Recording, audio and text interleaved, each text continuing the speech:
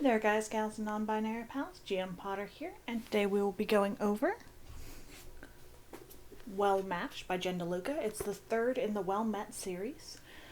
So this one, fortunately, does do a better job with the storytelling than the second one. I did the second one earlier this week. If you want to read that one, go ahead and check it out. This one has a 3.89 on Goodreads, and I would give it a solid 5 stars. We really only have two main characters, which is nice. We have a lot of returning characters, but they're definitely background characters. They're secondary characters, which is kind of refreshing, especially after the last one where we had such a main cast that you had to keep track of all of them. It was just a little bit too much. So our main character is April Parker. She is the older sister to Emily, who we met in the first book and the second book. And then we have Mitch Malone, who is the love interest. He works at the Renaissance Fair. We met him in the first book. He came back in the second book. And now he's in the third book. They get paired off. So it is a little bit tropey in that it's got a couple of tropes going on. Well tried and true tropes. The main one is the fake dating. And then there's a splash of one bed. But it's done in such a way that I found it charming and humorous in a way that the second book was just kind of lacking that. So I have in my notes here that it was charming. It uses and relies on tried and true tropes, but somehow makes them feel fresh. It's a fake dating trope. We've all been there. We've all read those. We've all seen those in movies, TV shows, everything. Where it's fake dating and it leads to real love, and this one does a good job with it for once. I always feel like those are kind of meh. Like they're not my favorite, and I'm not gonna pretend that they are. But this one actually feels like something I would be interested in rereading.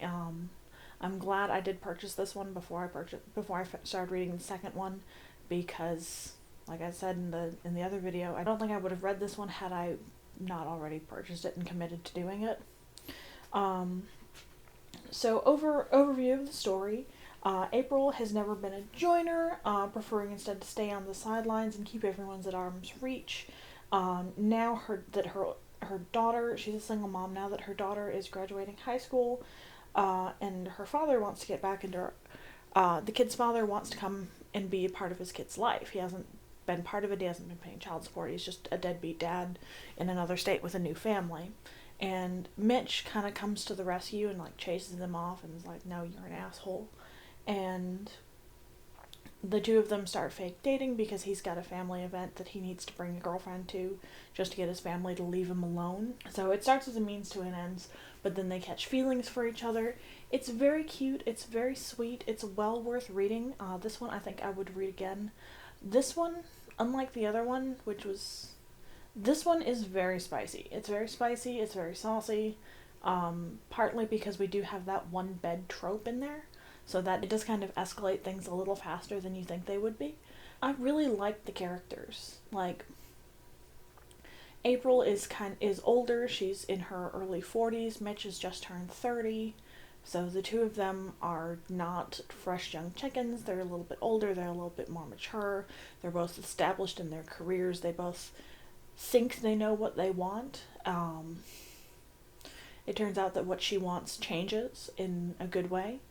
She realizes that what she wanted 10, 15 years ago isn't what she wants now, and learns that it's okay that your dreams can change, which is something that's important, because too many, especially romance novels or chick lits, it's like Susie has always wanted this from the day she turned 3 years old, and she's pursuing it with an unyielding passion. And it's like, well, things change, people grow, passions change, things become more important and less important as time goes on, and that's okay. And not enough books seem to understand that, I feel, and not enough books seem to put that on display, that it's okay that things change, the priorities change, the dreams change. So I felt like this one was actually pretty good in that. I rooted for the characters the whole way through. I thought they would be cute together when I read the first book, because there was a little bit of like a flirting between the two of them in the first book, and there was a little bit of flirting in the second book. So I've been rooting for these characters for 2 books, even though it hadn't been hinted at until this book, really. So I've been wanting them to get together for 2 books, which I think is very organic, very charming, very well put together. There's a large focus on knowing your worth and knowing your value in a relationship. And he puts forth the effort and expects her to put forth the effort too. It's not a one-sided courtship. It's not a one-sided. Like, they both have feelings for each other, that much is obvious. But it's not him wooing her, it's not him doing all the work, and it's not her doing all the work. She could do a little bit more work, and that's one of the conflict points in this. But honestly, I think it comes out pretty even-handed that they both catch feelings for each other. There's 2 main conflicts that blow up in this, which normally in a romance novel you get one. You get the everything's great and great and great and going up and up and up, and then right near the end you get a crash in the relationship, and then you have the will they won't they at the very tail end. This one has 2 of those, and one of them, the first one, isn't as serious as the second one, but it does feel like it could derail the relationship in a very meaningful way, which I enjoyed. Not that it could have derailed the relationship, but that the will they won't they kind of kept me guessing through the whole book. It's a 3rd book, which honestly, that for me, in my experience of reading romance novels, I've read very many, more than I care to admit. Typically by the 3rd book it means anything goes. So you might not get your happily ever after, they might not get together, the happily ever after might happen, but it might not be what you realize. And so the fact that A, we got the happily ever after, and B, it actually was a happily ever after, and all of that good stuff,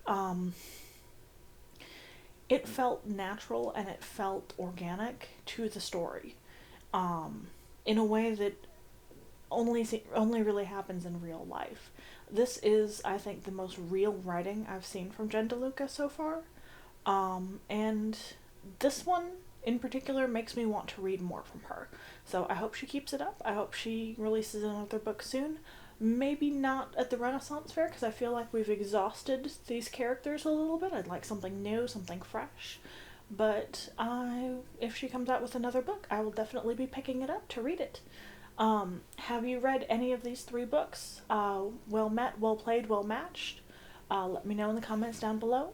Don't forget to like, share, and subscribe, and I'll see you in the next one. Bye!